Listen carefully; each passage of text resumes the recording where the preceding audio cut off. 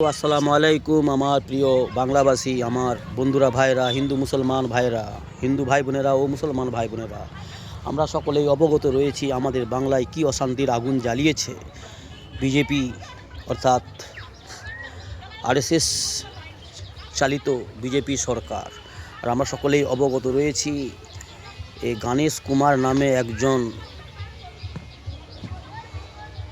অজ্ঞতার মাস্টার, যার মধ্যে কোনো রকম জ্ঞান নেই।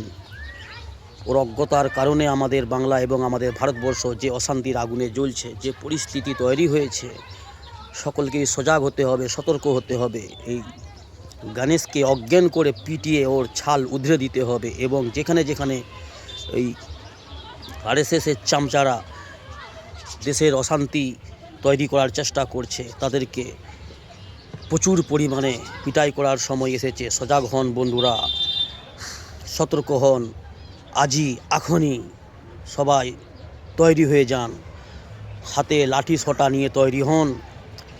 এই দেশদ্রোহী দেশের দুশ্মনদেরকে শায়েস্তা করার জন্য আমাদের দিন এসেছে, আমাদের সময় এসেছে।